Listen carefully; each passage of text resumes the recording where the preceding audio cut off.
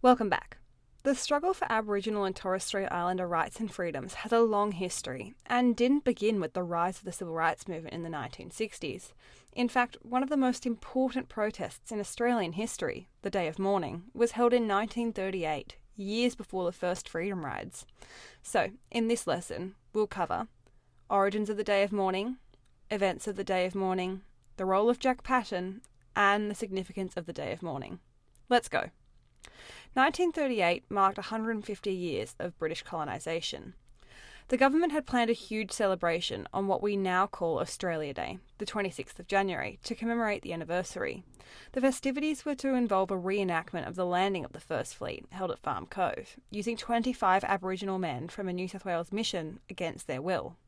On top of this controversy, abuses of Aboriginal and Torres Strait Islander rights were mounting.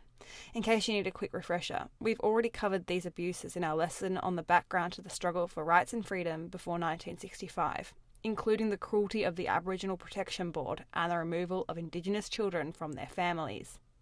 For these reasons, key Aboriginal groups decided enough was enough and united to host a national protest on the 150th anniversary of British colonisation, known as the 1938 Day of Mourning. Alright, now that we've covered the origins, let's take a look at the events of the Day of Mourning. The Australian Aborigines League from Victoria and Aborigines Progressive Association from New South Wales decided to host a march after the anniversary celebrations were over. They dressed in black to signify the mourning. Because they were denied access to Town Hall for their meeting, they marched to Australian Hall on Elizabeth Street in Sydney instead. Poignantly, they were denied access through the front door because of their race and were forced to enter through the back door. Once everyone had gathered, leaders distributed a manifesto called Aborigines Claim Citizens' Rights. The whole point of the Day of Mourning protest was to draw attention to 150 years of discrimination and potential ways forward. One of the most important individuals involved in the Day of Mourning was activist Jack Patton. Patton grew up at Cummera Mission before completing high school in West Wyalong, New South Wales. He became involved in politics after his family moved to Saltpan Creek in 1929. Throughout the 1930s, he became increasingly vocal about Aboriginal equality, often speaking on Sundays in the Sydney Domain and publishing the first ever Aboriginal newspaper.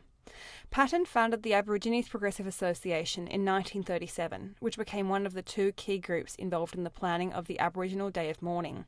As its president, he played a crucial role in shaping the event's meaning. His opening address, taken directly from the Aborigines Claim Citizens' Rights Manifesto, really set the tone. He spoke to the crowds. Our purpose in meeting today is to bring home to the white people of Australia the frightful conditions in which the native Aborigines of this continent live. This land belonged to our forefathers 150 years ago, but today we are pushed further and further into the background. Okay, let's finish up by taking a look at the significance of the 1938 Day of Mourning. While the Day of Mourning protest didn't put an end to the celebration of Australia Day, it did have a few legacies. Firstly, it was seriously symbolic as one of the first organised meetings of Indigenous groups to discuss civil human rights. Secondly, the protest drew the attention of Prime Minister Joseph Lyons. Only 5 days later, he invited Jack Patton and other leaders to discuss their plans for Aboriginal rights. On top of this, some Christian leaders began to recognise the Sunday before Australia Day as Aboriginal Sunday, in honour of the Day of Mourning. And finally, the Day of Mourning led to the eventual development of NAIDOC, the National Aborigines and Islanders Day Observance Committee.